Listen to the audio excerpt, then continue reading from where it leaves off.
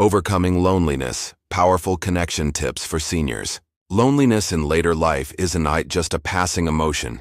It can feel like a fog that settles in slowly, quietly, and deeply. You don't always notice it at first. But then, the phone rings less often, the visits grow fewer, and the silence at dinner begins to feel heavier than you expected. If you're over 60, 70, or beyond, and you've felt this quiet ache, you are not alone. In fact, millions of older adults feel it too. But here's the truth. Loneliness doesn't have to be permanent. And connection, real, fulfilling, energizing connection, is still possible, even now. This video is about more than advice. It's about hope. We'll explore 5 powerful practical ways to overcome loneliness and rebuild meaningful connection, even if your world feels smaller than it once did. And before we begin, take a moment to subscribe. This space is here for you, honest, warm, and filled with others who understand what it's like to grow older and still want to grow deeper. Let's begin with the first step, reaching out without shame. Sometimes we wait. We wait for someone to notice we're alone, to invite us, to remember us. But waiting too long can become a habit. Instead, take back the power. Pick up the phone. Send the message. Join the group. Even if it feels awkward at first. Reaching out doesn't mean you're desperate. It means you're human. And humans, at every age, are meant to be seen, heard, and valued. You don't need to wait to be chosen. You can choose connection. Now that you've taken that first courageous step, reaching out, it is time to embrace the second. Reconnect with shared purpose, not just conversation. Loneliness isn't always about a lack of people. Sometimes it's about a lack of meaningful connection. Small talk can feel hollow. Visits can feel routine. What we really crave is to feel part of something again, to contribute, to matter. That is why one of the most effective ways to break loneliness is by engaging in something with others, not just near others. Volunteer. Join a local class. Offer your time to a community garden, a reading group, or a local charity. When you align yourself with a shared purpose, something beautiful happens. You stop feeling like the outsider and start becoming part of a circle again. And in that circle, conversation flows easier. Eyes light up when they see you arrive. You begin to feel seen, respected, even needed. Not because you asked for it, but because you showed up. And if you're thinking, but I'm not as mobile anymore. Purpose doesn't need to be physical. You can mentor online. Write cards to those in need. Share your stories. Purpose takes many forms, and every form builds connection. It's not about filling time. It's about feeling like your presence still matters, because it does, more than you know. Let us talk about the third way to overcome loneliness, a truth that many seniors overlook.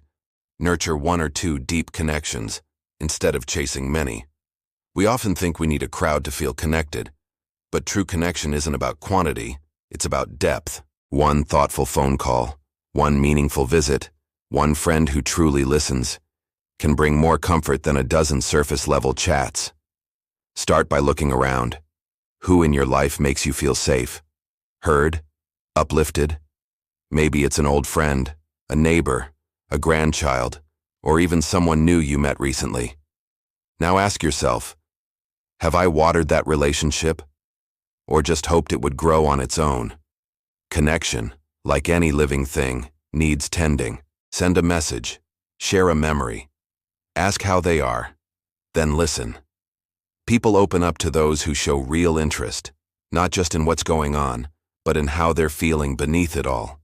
And here's something powerful. When you invest in one relationship, others often follow. You build trust, you practice vulnerability, and you remind yourself you're still someone people want to know, laugh with, and grow beside. You don't need to be the life of the party. You just need to be fully present with someone. That presence, especially at this stage of life, is a rare and beautiful gift. The fourth key to overcoming loneliness is often the hardest, but also the most liberating. Make peace with solitude. Not every quiet moment is loneliness. Sometimes it's an invitation to breathe, to reflect, to reconnect with yourself. When we resist being alone, we give it power. But when we meet it with presence, something changes. The silence stops feeling empty and starts feeling sacred. You begin to notice the small things, the way morning light filters through the window, the taste of your tea, the sound of your own thoughts finally rising without interruption. Solitude is not a punishment. It's a pause, and in that pause, you have space to rediscover what you truly enjoy, not just what you used to do, but what still lights a spark. Pick up a forgotten hobby. Write a letter. Sit outside. Paint. Pray. Dance to your favorite song. Let the moments with yourself become less about getting through the day and more about living it, one mindful breath at a time. And here's something beautiful.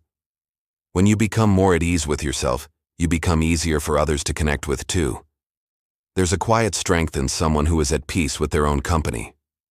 Because the most lasting connection, the one that makes all others more fulfilling, is the one you build with your own heart. The fifth and final tip to overcome loneliness as a senior is this. Create a rhythm of connection that works for you. Connection isn't just about moments, it's about momentum. One conversation is lovely, but when those moments become part of your rhythm, your week, your month, they turn into something lasting. They become your support system, your circle, your lifeline. So build a gentle routine. Maybe you call a friend every Sunday afternoon, attend a group every Tuesday, write to your grandchild on Fridays. You don't need a packed schedule, you just need consistency. A few anchors that remind you, I belong, I matter, I'm part of something, and don't forget to let others in. If someone offers help or companionship, say yes. Accepting connection is just as courageous as seeking it. Loneliness is real, but it's not permanent. And it doesn't mean you failed. It means you're human. And humans, at every stage, are wired for togetherness. So remember, reach out without shame. Find shared purpose. Nurture depth over numbers. Embrace solitude. And build a rhythm of connection that brings you peace. Because even now, especially now, you deserve warmth. You deserve love. You deserve to feel held by the people and the world around you. You're not too old to start again. You're right on time to reconnect, with others and with yourself.